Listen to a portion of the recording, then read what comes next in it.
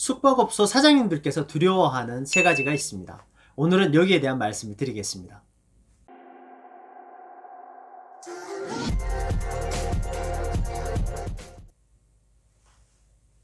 안녕하세요. 숙박TV 장준혁입니다. 반갑습니다.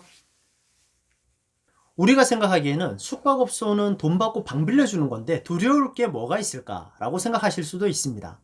자, 숙박업소 사장님들께서 두려워하는 것이 몇 가지 있는데 순위를 매겨서 세 가지를 말씀드리겠습니다.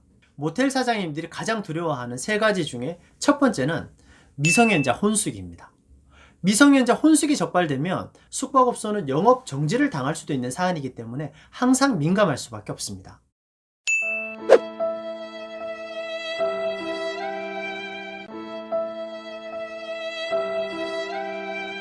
제가 다른 영상에서 미성년자는 숙박업소 출입이 된다고 말씀을 드렸죠. 미성년자도 집 나가면 자야 되는데 숙박업소 출입이 안 되면 길거리에서 신문지 덮고 잘 수는 없잖아요. 자, 그래서 청소년 보호법은 숙박업소 출입에 불과한 것이 아니라 미성년자 혼숙을 금지하고 있습니다. 그런데도 숙박업소는 미성년자 혼숙을 금지한다는 문구를 보기 힘듭니다. 대부분 이런 문구를 붙여놓고 있죠. 보시죠. 미성년자 혼숙이 안 되는 거지만 혹시나 몰라서 미성년자 출입 자체를 막고 있습니다. 그리고 많은 숙박업소에서 호텔 이용 규정으로 미성년자 한 명이 출입하는 것도 막고 있는 경우가 많습니다. 자, 그만큼 숙박업소로서는 미성년자 혼숙을 두려워할 수밖에 없습니다. 두 번째는 소방법입니다. 자, 숙박업소는 공중위생업소이기 때문에 화재로부터 안전하게 대비되어 있는지 정기적으로 소방 검열을 받습니다. 소방서에서 검열을 실시합니다. 소방 검열은 예를 들어서 왕관기는 잘 설치되어 있는지, 객실마다 손전등은 잘 설치되어 있는지, 소화기는 적절한 위치에 잘 비치되어 있는지, 그리고 소화기 관리가 잘 되고 있는지, 소방 펌프는 잘 작동하는지 등을 봅니다. 그리고 방화문은 잘 닫혀 있는지도 검열 대상입니다. 방화문은 비상계단 문을 얘기하는 거죠. 방화문이 열려 있으면 아래층에서 발생한 불이 비상 통로를 타고 위층으로 이동할 수 있기 때문에 점검 대상입니다. 그런데 사실 모텔에 가보시면 비상계단 문을 열어놓고 근무하는 숙박업소가 많습니다. 자, 직원들이 엘리베이터를 타면 고객과 부딪히기 때문에 고객들이 불편해 하시죠. 그리고 한두 층 정도 직원들이 이동할 때는 엘리베이터보다는 계단으로 걸어 다니는 걸 선호합니다. 자, 직원들은 일해야 되는데 언제 엘리베이터 올 때까지 기다리겠어요? 그래서 계단으로 오르내리다 보니까 문이 닫혀 있으면 계속 문을 열어야 하잖아요. 방화문이라서 자동으로 계속 닫히니까, 그래서 문이 열린 상태로 고정되도록 음료가 들어있는 무거운 박스를 고아 놓기도 하고 빨래방에 보내는 린넨 자루를 거기에 놔두기도 합니다. 바닥에 고정 발을 끼워서 문이 닫히지 않도록 하기도 합니다. 그런데 이것들이 다 소방법에 걸린다는 거죠. 2017년 12월 21일 날 발생했던 제천 화재 참사 다 기억을 하실 겁니다. 당시 건물에서 발생한 화재로 29명이 목숨을 잃었습니다. 당시에 2층 여탕 비상구 앞에서 많은 사망자가 발생했습니다. 거기 비상구 앞에 적치물이 쌓여 있었다고 합니다.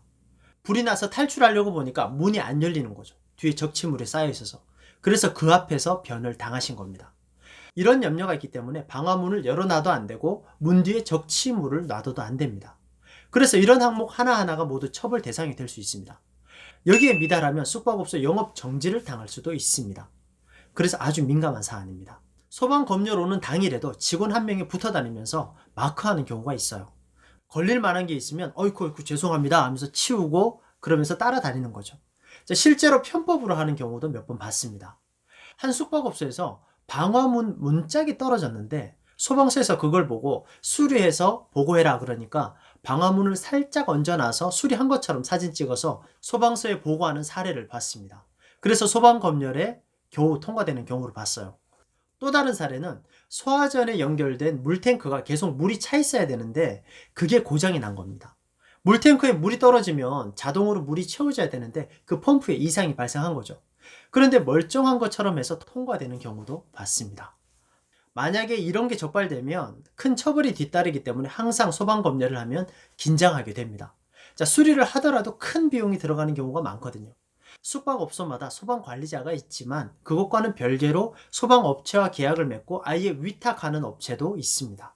숙박업소에 대해서 좀 아시는 분들은 이런 말씀을 하실 수도 있어요.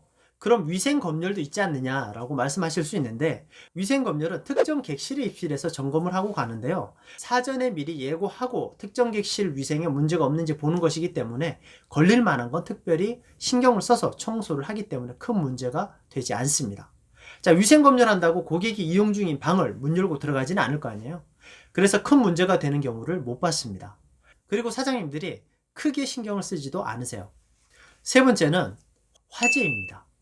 화재 나면 대책이 없기 때문에 보험에 들었다고 해도 피해가 막심하죠. 이미지도 안 좋아지고 사람들이 다칠 수도 있고. 숙박업소에서 이런 문구를 접하셨을 거예요. 소방검열이 매년 정기적으로 긴장하고 대비해야 하는 이벤트라면 화재에 대한 위험성은 365일 24시간 발생할 수 있기 때문에 항상 긴장해야 하는 겁니다. 숙박업소에서는 평범한 일상일 수도 있지만 숙박업소를 찾는 고객으로서는 연인과 아주 특별한 시간을 보내러 오는 것이기 때문에 프로포즈 이벤트로 촛불 이벤트를 많이 합니다. 고객은 평생 한 번 아름다운 이벤트지만 숙박업소 사장님은 촛불이 타들어갈 때 애가 타들어갑니다. 사실 객실 안에서 이루어지는 일이기 때문에 적발도 쉽지 않습니다. 이렇게 생각할 수도 있죠. 그럼 적발되지도 않을 건데 고객 입장에서는 해도 별 문제 없지 않느냐라고 생각하실 수도 있습니다. 그런데 만약 그렇게 화재가 발생하면 화재 원인을 찾기 위한 조사가 시작됩니다. 자, 그러면 몇 호실에서 화재가 발생했고 촛불 이벤트를 하다가 화재가 발생했다는 사실이 밝혀지겠죠. 자, 입실하기 전에 숙박 어플이나 호텔 이용 규정에 촛불 이벤트 금지라고 명시를 했기 때문에 숙박업소에서 피해 보상을 청구할 수 있게 됩니다. 그 손해가 억 단위라면 그걸 손해배상해야 할 수도 있습니다. 실제 숙박업소 화재 사건을 한번 보겠습니다. 노컷뉴스 기사입니다. 촛불 이벤트 때문에 모텔 화재, 투숙객 20명 대피 소동.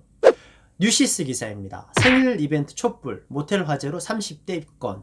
YTN 기사입니다. 모텔에서 촛불 이벤트 벌이다 불, 2명 사망. 이렇게 실제로 숙박업소 화재 사건이 많이 발생할 수 있기 때문에 화재에 대해서는 항상 긴장하고 있을 수밖에 없습니다.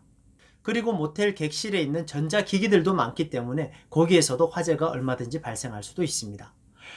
오늘 말씀드린 이 세 가지 외에도 있는데요. 숙박업소에서 자살 지도를 하는 경우도 있습니다. 물론 이것도 숙박업소로서는 겁나는 일이긴 한데 두려워할 정도로 자주 발생하는 사건은 아니기 때문에 세 가지 순위에는 넣지 않았습니다. 오늘은 여기까지 말씀을 드리겠습니다. 숙박TV 구독, 좋아요 많이 눌러주시고요. 숙박업소에 대해서 궁금한 점이 있으실 텐데 댓글 많이 달아주세요. 보고 마음에 드는 것만 답을 해드리겠습니다. 지금까지 숙박TV 장준혁이었습니다. 감사합니다.